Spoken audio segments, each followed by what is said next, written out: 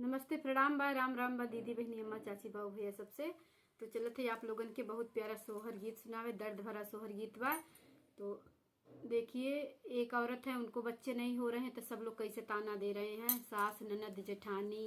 तो अपने पति से वो क्या क्या कह रही हैं फोन पे, तो आप लोग जरूर सुनिएगा। नमस्कार दोस्तों, तो चलिए सुनाते हैं। बहुत ही प्यारा दर्द भरा सोहर गीत है, आप लोग सुनिए और प्यारा प्यारा कमेंट जरूर करते रहिएगा और फुल सपोर्ट करिएगा दोस्तों। फुल गाना सुनना है आप सबको, तभी समझ में आएगा। सासू बोलिया बोले, ननदिया बोलिया बोले, सासू बोलिया बोले, ननदिया बोलिया बोले, सासू बोलिया बोले, ननदिया बोलिया बोले, सुना मेरे सैया जेठनिया बोलिया बोले, सुना हमरे सैया जेठनिया बोलिया बोले, सुना हमरे सैया जेठनिया बोलिया बोले।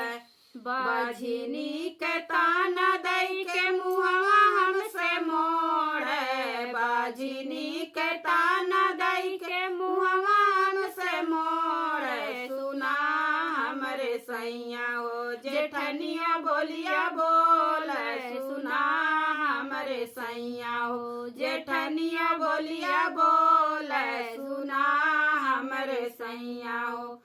कावने कलमिया लिखल की समातिया, बाझिनी के ताना सही बहुत ससातिया, कावने कलमिया लिखल की समातिया, बाझिनी के ताना सही बहुत ससातिया, फसरी लगाई के मारली मनवा डोले, फासरी लगाई के इहा मनवा डोले, सुना हमरे सैया जेठनिया बोलिया बोले, सुना हमरे सैया जेठनिया बोलिया बोले, सुना हमरे सैया एक ही चिराग विधन दर्द हमरे आचरा, एक ही चिराग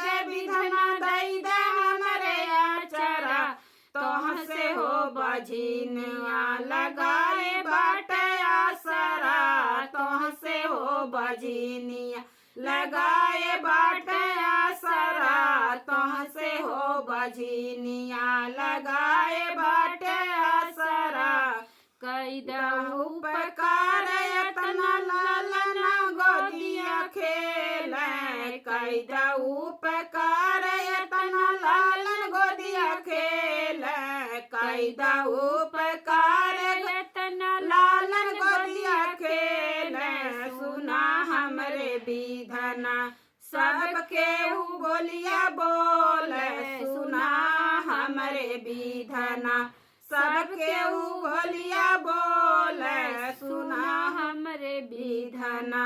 अरे सासू बोलिया बोले, जेठानिया बोलिया बोले, सासू बोलिया बोले, जेठानिया बोलिया बोले, सुना हमरे सैया जेठनिया बोलिया बोले, सुना हमरे सैया ननदिया बोलिया बोले, सुना हमरे सैया ननदिया बोलिया बोले, सुना हमरे सैया जेठनिया बोलिया बोले, सुना हमरे सैया जेठनिया बोलिया बोले, सुना हमरे सैया।